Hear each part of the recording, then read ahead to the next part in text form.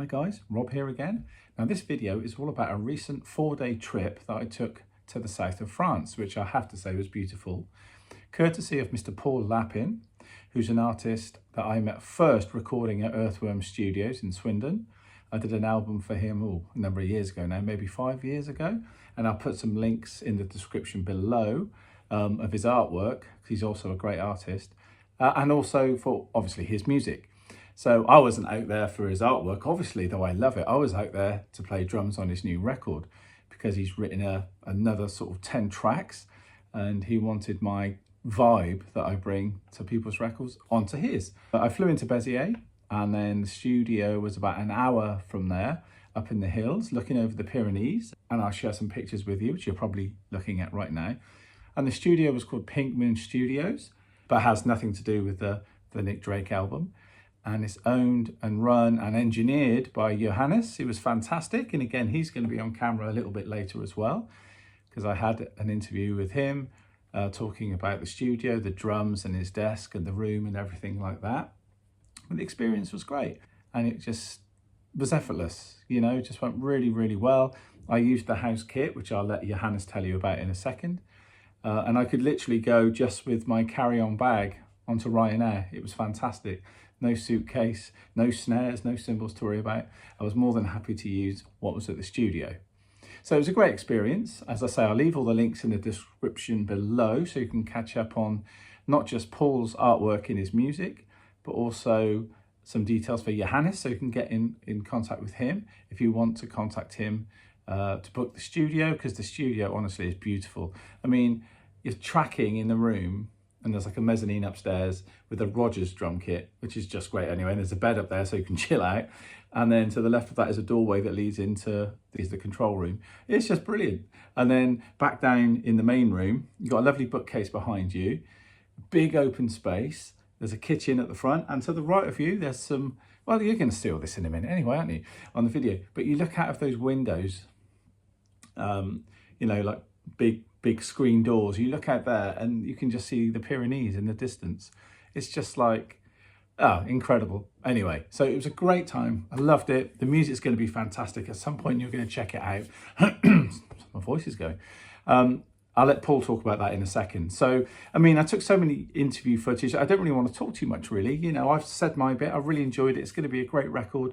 It allowed me to play some sort of my sort of 90s baggy beat grooves, you know, like the Happy Mondays, Stone Roses, that sort of thing, because that's the vibe that Paul loves. And I just think the songs are great and I think you'll dig them.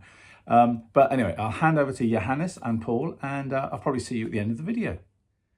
Hi guys, so here we are in, well, I was going to say where we are, but I'll let this fine gentleman here that I've been working with all through the day with Paul Lappin. And please, sir, introduce your fine self. Hello, my name is Johannes Saal. I'm a record producer and musician from Berlin originally. And I moved down here to south of France about 5 years ago with my studio. I was based in Funkhaus at LAPPIN at first in Berlin. And here's my lovely Pink Moon Studios in the middle of nowhere. Where are we exactly? We are close to Narbonne. Okay. In a natural reserve, Languedoc. It's called close to Saint-Chinian. And look at that view, everybody. Like, geez, man. It's just been a pleasure. I play the drums and I turn around and I look at that. It's horrible, isn't it? What a horrible view. So yeah, so here we are at Pink Moon Studios. A beautiful place. I mean, look at this room. I mean, just look at it. It's beautiful. And on the mezzanine, we've got a Rogers Big R drum kit. Is that from the 80s, you think? That's from the 80s. Yeah, mid 80s. It's a 24-inch bass drum. And did Leo play that when he was here? Leo played this one open with no damping on the bass drum, so just a huge sound. I like the John Bonham look. Amazing. And can you just tell us what this drum, before we talk about the mics, could we just look at your shells? Now, this is a very weird shell, isn't it? Or a very weird kit. This was a suggestion of a friend of mine from Berlin, Earl Harvin, suggested this drum kit to me. It's a Tromsa. It's an old German drum kit from the 70s, I think. And he plays this one with an 18th bass drum as his jazz kit, his bebop kit. Like a bebop? Yeah, and I bought this online for, I don't know, $500 or something like that. Wow, it's beautiful. And what snare drum is that? This belongs to the Rogers kit. It's a Dynasonic. Yeah, lovely. So again, 80s. I think so. Yeah, it's from the 80s. And you guys could probably see that chain, that bling, snare bling hanging Yeah, off. I stole this one from a YouTube channel. I forgot the name of the drummer, but I saw this and it's really cool because it opens up for some milliseconds and then it dampens the whole thing. Like a noise Really gate. cool. Yeah, it's a bit like a noise gate. Yeah. I mean, this kit was lovely. I tracked on this today, and the only thing we had a bit of problem was the bass drum creep.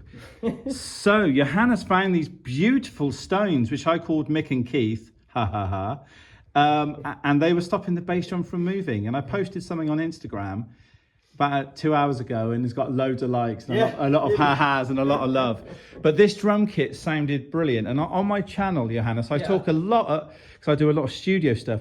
You want me to go? Yes, please. Yeah. And I mean, I talk about, obviously I've got a DW kit, and we all know DW are great. And, you know, the guys watching this have got all kind of quality of kit. But one thing I stress sometimes is that sometimes you've got to go with what the studio owner knows works well in their room, right? Yeah. And you know that this Rogers and this kit work really well in this room. Yeah. I mean, the room is quite big. It's about 6 meters, the height, Check this.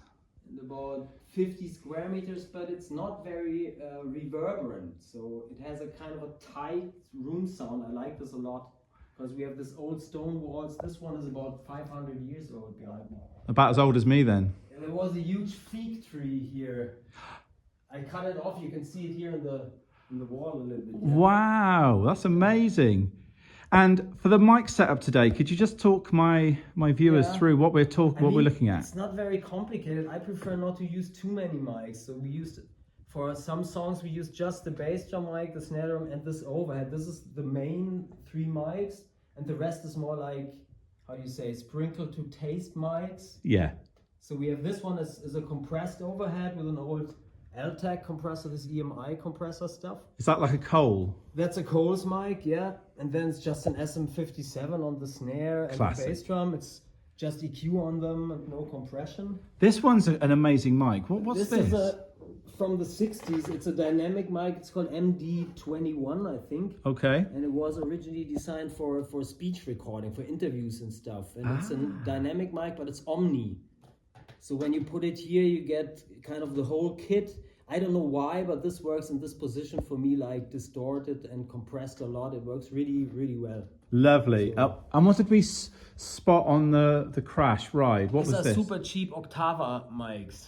Right. They're not expensive, but they sound really great for drum recordings and just for spot mics. They're not, I don't know how much they are, $400 maybe or something like that. Right.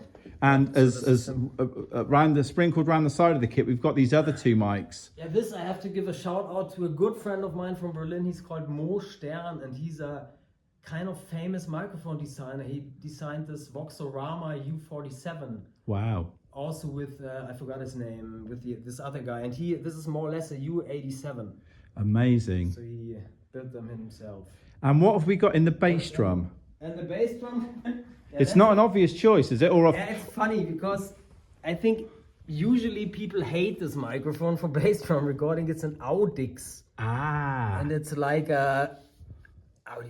I want to be a proper bass drum microphone sound. It has a scoop, like, I don't know, no mid-range at all, and usually people hate it, but I think it works fine. Otherwise, you take a D12 and you scoop out all the mid-range. So that's what this mic does. It sounded great today. It works for me, I don't know. It worked for me. It sounded gorgeous. And you guys will hear this on Paul Lappin, who we'll speak to tomorrow. And yeah, what's this? So our first sort of ambient room mic is... This is a cool mic. This is a ribbon mic, also an old Octava mic from the 60s. Oh, wow. It's a ribbon mic and it's very soft sounding. And this goes through, I have a recording desk, an old one from the GDR up there, and it has compression on there. It has these fantastic sounding compressors, and I put this through a compression thing. And this is also a room ribbon mic. It's a Bang & Olufsen stereo ribbon. It's like before Roya built their ribbon mics. This was designed before Roya, I think. Oh, okay. It sounds more or less like a Roya. Lovely. But it's a stereo one. And the sound that we got in here, guys, was just phenomenal. Honestly, you will hear it on Paul Lappin's new album, and probably in I don't know, a couple of months' time or whenever he finishes the mix and the master, obviously, and all the usual things. But I wanted you to meet Johannes, and I wanted you to see this kit, and thank you for such a great day. You know, you being here. Oh man, It was awesome. He played fantastically, of course. Oh, thank you. And if anyone in the UK or wherever you're watching this, if you're thinking of coming over on holiday and playing some drums, you've got rooms here, like accommodation too, right? Yeah. You can do residential, because this place, guys, is... Maybe we should go upstairs. Yeah. Let's show the desk, because it'd be, you know... We've got a Hammond there as well. Care. Yeah, let's go up the stairs. I'll try not to break my neck. So close to the end of the session. And we've got this mezzanine up here with like a... bedroom. Like working in your bedroom, that's what we did when we were young, so... Yeah, look at that. If you want a bit of a chill. And there's our 80s kit that Leo played. And we get to look down on the room. Look at that. Oh, beautiful. Let's go and see this amazing desk. Let's step just this way. And everything out there is beautiful. Oh, I've got to go home in a day's time, and I don't want to. Okay, let's go into the room. So, welcome. Yay. That's the place, yeah. This is so... Tell us about this desk. Yeah, this desk is from also the 80s, I think. It was built for, oh God, what you call it? When you go to venues and you record inside of a truck. Oh, like a mobile unit. A mobile unit was concepted for this, I think. But it's a fantastic, it's a bit Neve-ish sounding. Neve, right. From the 80s. And I It love looks this. a bit weird because they didn't have all the spare parts anymore. But Yeah. inside, the build quality is fantastic. And these guys, these are the fantastic compressors I used for compressing the rooms. They're Lovely. really cool. It sounded great, guys, this desk, I have to say. It was beautiful. And what have you got in your rack? You've got a few Not toys. much. I do the most of the stuff on the desk. But this is the Altec, the Chandler version of the EMI compressor from the Beatles compressor, they call it. And this is the first ever built Jomi compressor. Oh, they're brilliant. The SC 1.05, I think it's called. For the nerds out there. Yeah, this is the first one. And then I have an SSL compressor on the mix bus. Nice. And this is a nice tube preamp, thermionic culture, and some SSL converters I'm using. Nice. But just basic, but also Behringer stuff. I mean, everything, whatever works. I mean, that Behringer stuff, man, that is starting to sound great. I've got one of their new Lynn drums, which is wicked. Yeah. And what were you using as that sort of dub reggae kind of echo? Yeah, I used this old German Ecolette, Klemmt Ecolette. It's a famous tube tape echo from the 60s. I mean, it's completely broken, but I use it all the time, and I use it just how it feels this day. You know what I mean? I do know what you mean. It always sounds different. Sometimes it has direct signal, sometimes not. And I just go with the flow. So whatever it gives me, I take it and try to be creative. And you certainly were today, man. So again, thanks again for a great day in the studio. And guys, if you want to get in contact, we'll leave some of your details on my YouTube, on the comments, by the comments, in the description, so you can get in contact with this great man and come out and record in this lovely place. Thanks a lot, Rob. No worries, man. Take care. Hi, everyone. This is the location of the singer-songwriter that I've been working with for the last few days, and I'm not going to give anything away. I'll bring the camera down here, just past his abode, so I won't give the address away, in case he gets all the screaming girls coming and the fans. But here we have Mr. Paul Lappin. Hi, Paul. How are you? Hello. I'm very good, clearly. Yeah, look at this. I mean, can I just show the sky? Look at this. Right, so what I'm going to do is I'm going to ask Paul a few questions, because he's the artist, as I say, I've been working with for the last 2 days or so, and it's been brilliant. So, Paul, firstly, tell me a bit about yourself. Who are you? So, I'm Paul Lappin. I'm based originally from Swindon, and somehow, thank God, I ended up here in the south of France, near Béziers. I initially came here to house sit for a friend, because I happened to mention that I was looking for somewhere out of the way to write some song ideas I had. And so that's how I originally ended up here, and then I ended up staying, and then I ended up buying the house, meeting a local record producer, and then we just started working together, hit it off, and I'm still here. Amazing. Now this place is beautiful. So whereabouts is the studio? So the studio is in a hamlet high up on the hills here, overlooking the Pyrenees. So we're about an hour from the Spanish border, right down south, just in from the Mediterranean near Béziers. And his studio, Pink Moon Studios, is up at the mountains about 20 minutes from my little hamlet. So you can just go up to that studio, Pink Moon, anytime that you want to. Exactly. If I've got an idea, put the guitar in the back, the acoustic, and we'll go and sit under an olive tree and flesh it out. Yeah. And of course, the guys met Johannes yesterday, but of course, when I edit this together, it looks seamless, like it was all on the same day. The magic of film. So musically, the sort of music that you write and perform, the minute you sent the first demos to me back in the day when we did your first album, there were certain references. Do you just want to talk about the sort of, what, stylistically, the sort of thing that you gravitate towards? Sure. So my age group, so my influences were the sort of early 90s. So we're talking the Stone Roses, the Charlatans, Happy Mondays, all that sort of era. It was specifically, interestingly enough, I'm not a drummer, but interestingly, it was that funky drummer groove that I particularly liked. So any kind of Manchester band that was doing that funky drummer groove really got me going, and I didn't really know where it had come from until I went down the whole James Brown, Clyde Stubbyfield, this rabbit hole. So that was a big influence, and maybe still is. Well, you could probably tell me it probably still is. Yeah, I would say so. I would say so. Yeah. Which I still like. I still like that sort of stuff. Yeah. And you worked with. There's two drummers on this album, isn't there? Who's the other fella? I mean, I know him, but the people at home won't know him. Who's the other guy from Swindon? Well, great drummer. They might do. His name is Lee Moulding, quite a specific surname coming from Swindon. Yes, so people might be familiar with his dad, who was the bass guitar player, Colin Moulding from XTC. Yeah. And I got to know Lee because he liked my music, and he came out here with a couple of other guys from Swindon to do a little concert here, a little gig. And so that's how I got to know him, and I really loved his drum style. He's a heavy hitter, which I like. You know, he's a good solid rock drummer with some nice little flourishes. But he takes no prisoners, which is great. So as far as the material goes, when you were going to divvy out the songs, you know, I guess you know, what decisions do you make on what drummers you pick? For instance, what songs, and for Lee, what songs? Exactly. Yeah. It was very obvious right from the start, and I didn't write the songs with that in mind. No, right. But they just evolved, and I would always I had an idea of the drums for each song, and I would normally just put an easy drum loop in the background of the kind of groove that I want. And then when you sit back and you're happy with the arrangement, it's very obvious then saying, well, this needs a big rock sound. Yes. And this needs something a lot more soft, groovy. It's that feel. And you think, well, to me, it seems like the right thing to do is to get the drummer that's right for that particular sound. Yeah. And so that's how you are here.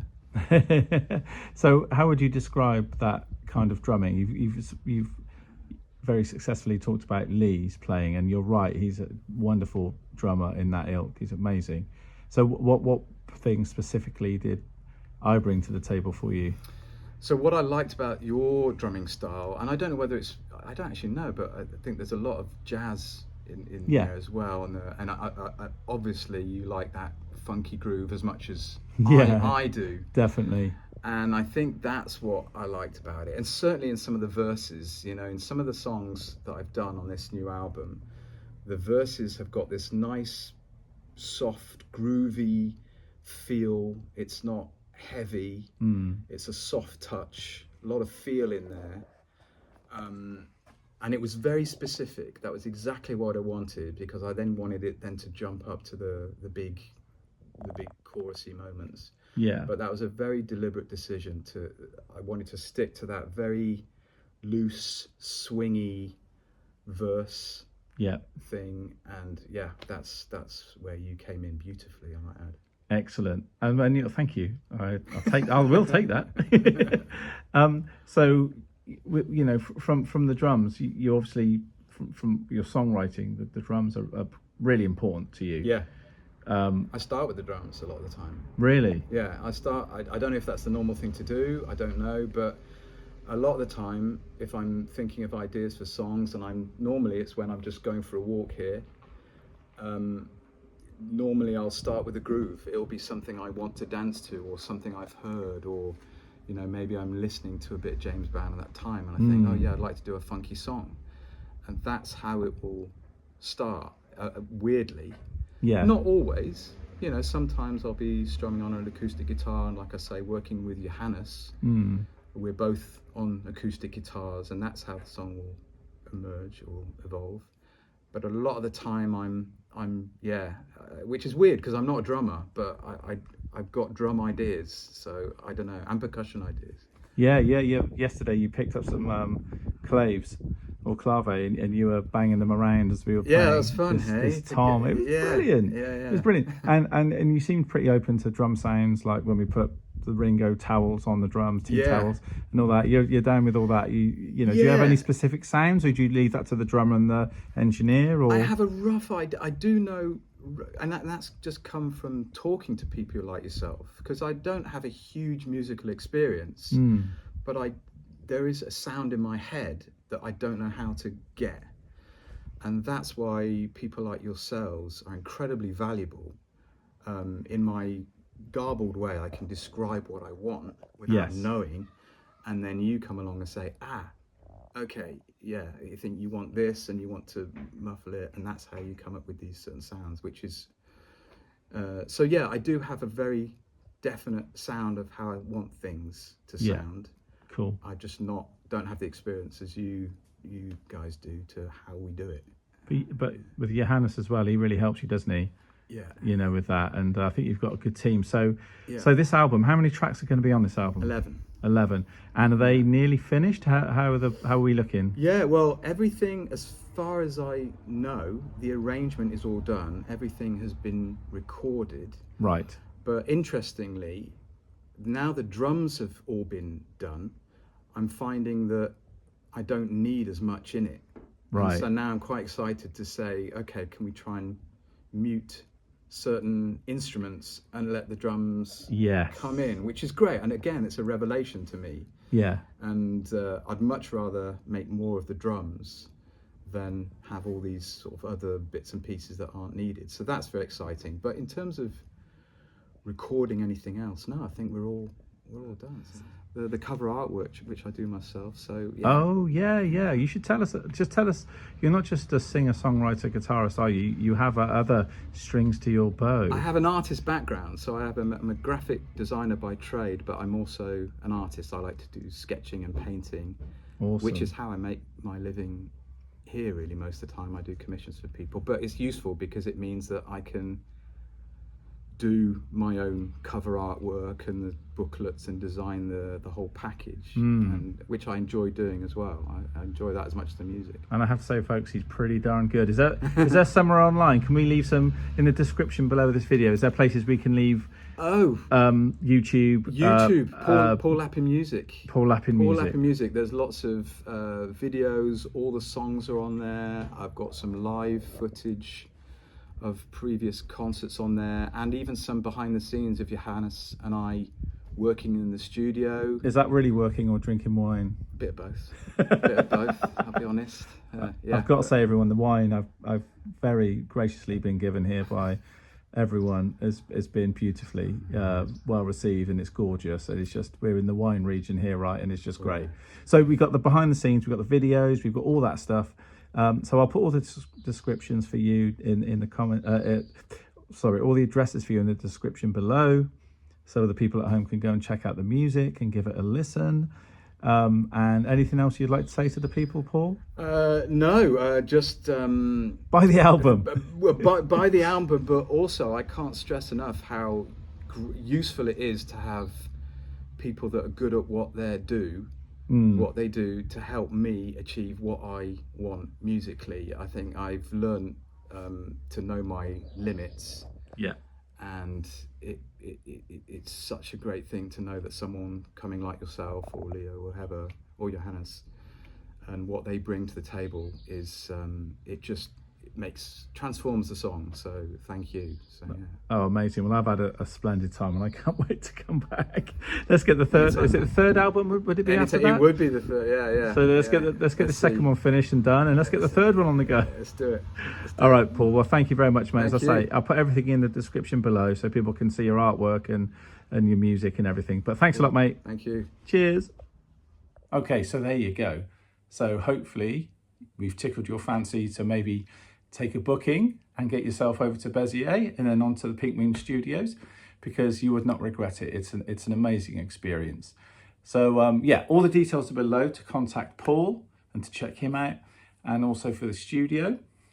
And as ever, I thank you for watching, and Paul would like me to say this: make sure you smash that like button and smash that subscribe button, and keep sharing. And I really appreciate what's going on with the channel. It's really starting to pick up now as well, getting more views on the videos and also on my YouTube shorts. So that's amazing.